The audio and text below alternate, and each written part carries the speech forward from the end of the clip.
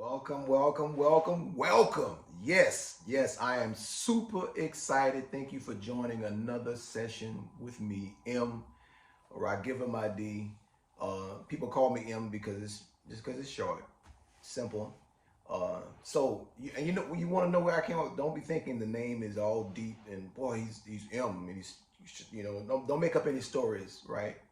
Here's where it came from. I used to frequent Starbucks all the time, right?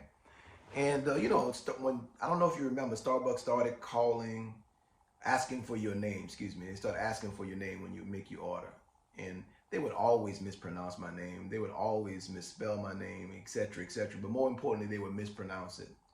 So one day, out of knowing that they were getting ready to mispronounce my name, I just said M, and ever since then, I've been calling myself M. Because people will have a tendency to mispronounce my name. They have a tendency to not make the effort. And, I would, rather than be like a salmon swimming upstream, I'd rather go with the flow. There are much more important things than for us to have to go back and forth about pronouncing my name, M. I'm here to do some work, and I need you to be present to the work. And if me calling myself M makes it easier for you to be present to me doing the work that I've come to do, praise be, right? All right. So thank you for tuning in again to another one of these sessions. This is my contribution and the Soul Focus Group's contribution. I am the CEO of the Soul Focus Group.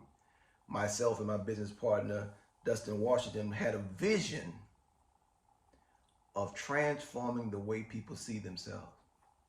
And it began with the company we call Soul Focus. So the whole idea of Soul Focus is to get people focused on their soul.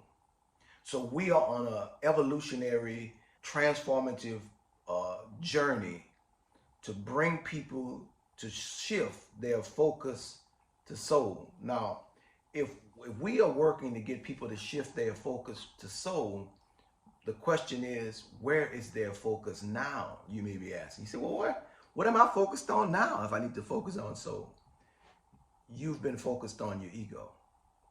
The whole entire world has gotten us ego focused. So the average person that you come into contact with is ego focused, not soul focused. So it's a whole different orientation that we are bringing people through. And our company is not just about training and workshop. It's about the development of human beings. That's why we have the Human Solidarity Project. It's about the development of human beings. We want to help develop you by helping you shift your focus from ego to soul. And a part of that process is to begin to start thinking about self-love and self-care. That's what we're going to talk about in this series, self-love and self-care. So let me slow down because I have a tendency to talk fast. I get excited. I love this stuff. I love helping people reach their goals, produce the results they want, and more importantly, fall in love with themselves. I love it. And one of the quickest ways to fall in love with yourself is to learn to take care of yourself. Now, one of the first lessons that I had to learn about taking care of myself was that I couldn't save, not everybody, I couldn't save nobody. I want you to stop for a second, time out. Take in a deep breath and recognize what I just said. Because some of us, and I know I have for years of my young life, I secretly believed that I was here to save people or save somebody. Let me tell you how it began for me. I'm gonna loop this back around. So when I was a little boy, my great-grandmother, Mabel G. Landry, love her, she's no longer with us. But every Wednesday night, she would gather up all the grandchildren, and just so happens to be all boys except for one aunt. And she would gather them all up, regardless of what we were doing. We were outside playing. It didn't matter. She would interrupt us, our play, and force us to go to what she considered a prayer meeting. Beautiful, really. When I think back on it now as a more mature human being, I could appreciate what she was doing, right? So she would gather us up, and she would have one of us read a scripture from the Bible. And after reading a scripture from the Bible, she would sing a song, and her favorite song was Near My God to Thee. And, and she had a guitar, and she really couldn't play, but she would just pluck it, and she thought she was doing that, boy. And we'd be looking at each other like, cause she'd be off key, but it didn't matter, because all she was trying to do is get in the rhythm of the spirit of that song. She would give her little speech, but then after she would give a little speech about what she interpreted the scripture to mean, she would go around the room to each one of us, and it was maybe about 9 of us. And she would point at each one of us, and she'd say, "Are you the one?" She'd go to the next one, "Are you the one?" And I remember the first time she did it, I asked her, I said, "Mama," I said, "the one to do what?" She said, "The one to save your people." And boy, let me tell you something. I took that in. I took it in and so sincerely took it in. I took it in as that was my responsibility. I did not hear her. I did not recognize the fact that she asked everybody in the room, which meant, as I understand as a mature adult, that I wasn't here to do anything by myself. She asked all of us in the room because she was making us all responsible for it, right?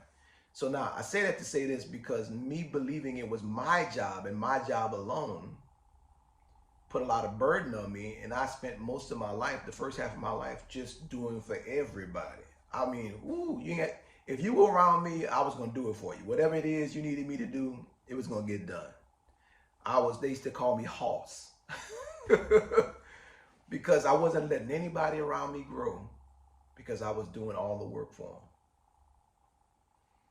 And what I wasn't practicing was self-care. I was neglecting my heart. I was neglecting my dreams.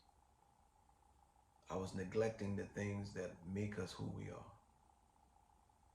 More importantly, you take, for example, the Human Genome Project, and I'm jumping to some places, but the Human Genome Project did the study of your DNA and to see how much alike we are in terms of human beings, and they found that we were 99.9% alike genetically, us all, no matter what race you are.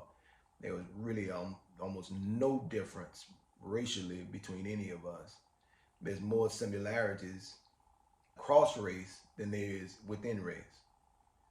But 99.9%, that means there's a 0.01% difference in each of us. And I believe that difference represents our uniqueness, our niche. The thing that makes us different from everything else is what our job is to focus on and grow. It's like that's our seed that's in ourselves that we've come to grow and nurture. And you can't grow and nurture it without practicing self-care. And I believe, because I know you could eat right, exercise, and those are indeed very beautiful acts of self-love. But self-love for me is deeper than that. It is self-care is deeper than just, doing the physical things. It is keeping up with your needs spiritually. It is keeping up with what, your dreams, keeping up with your authenticity, making sure that you are showing up as your authentic self. Because see, if you're showing up inauthentic, you are not caring for yourself. I mean, think about it. How could you say you care about yourself if you misrepresent yourself? See, so the first act of self-care is accurate representation of self. And when we come back on this next conversation about self-love and self-care, we're going to talk about the accurate representation of self as the first step to self-care. I'm M. It was great talking to you. I look forward to you coming back, and we're going to continue this conversation. Thank you for listening. This is Soul Focus Group. I'm M.